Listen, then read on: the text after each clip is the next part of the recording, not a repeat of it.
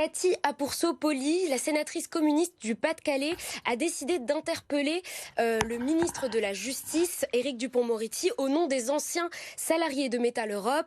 Aujourd'hui retraités, ils ont été exposés pendant de nombreuses années. Cathy Apourceau-Poly, bonsoir. Vous demandez au garde des Sceaux de recevoir une délégation de ces anciens salariés. Pourquoi ? Oui, effectivement, j'ai eu l'occasion, puisque le mercredi, il y a les questions au gouvernement, de croiser Éric Dupond-Moretti et de lui remettre en main propre un courrier où, avec la maire de Courcelles-lès-Lens et les anciens salariés, je lui demande un rendez-vous en tant que garde des Sceaux pour qu'il puisse nous recevoir à la Chancellerie. Hein. J'ai donc eu l'occasion de remettre ce courrier à Éric Dupond-Moretti, d'échanger avec lui quelques minutes. Il m'a indiqué qu'il allait prendre connaissance de ce courrier et qu'il allait évidemment regarder s'il pouvait nous recevoir.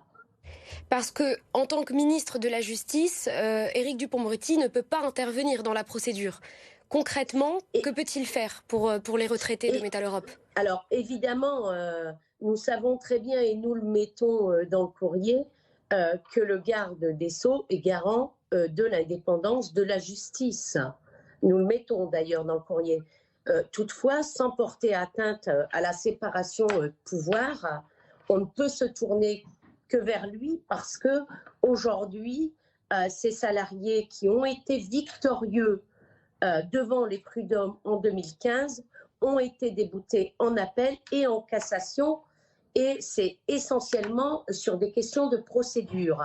Donc nous demandons aujourd'hui à l'État de reconnaître sa responsabilité dans ce scandale de ces maladies que développent au fur et à mesure ces salariés, et qui sont de moins en moins nombreux, malheureusement, parce que, atteints par des pathologies très importantes, notamment de l'amiante, ils disparaissent peu à peu, et nous demandons une reconnaissance de l'État.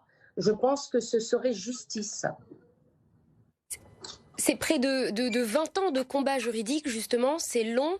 Pour beaucoup d'entre eux, vous dites, c'est leur dernière force, en fait, pour obtenir cette réparation. Pourquoi maintenant ?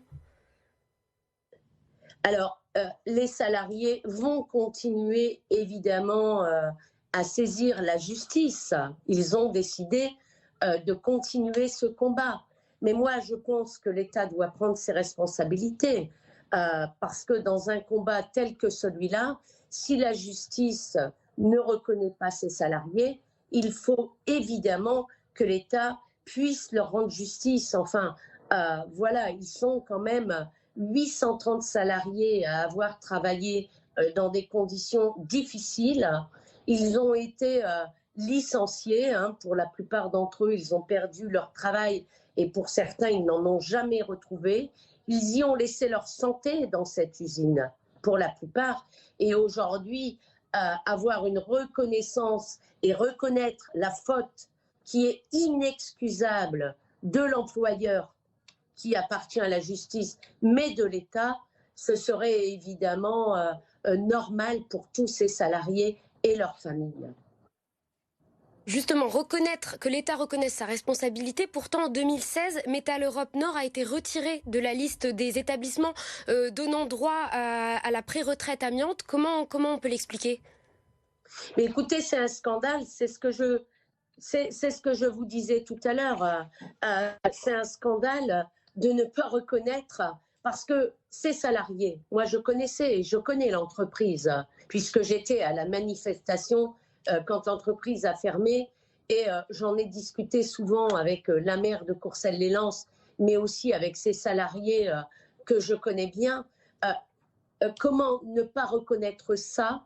Comment ne pas leur faire bénéficier de ce qu'ils ont le droit, alors qu'ils y ont laissé leur vie? Ils y ont passé 30, 40 ans dans cette usine. Ils ont été atteints et de saturnisme, parce qu'il y avait le plomb, mais il y avait aussi de l'amiante, et tout ça est reconnu.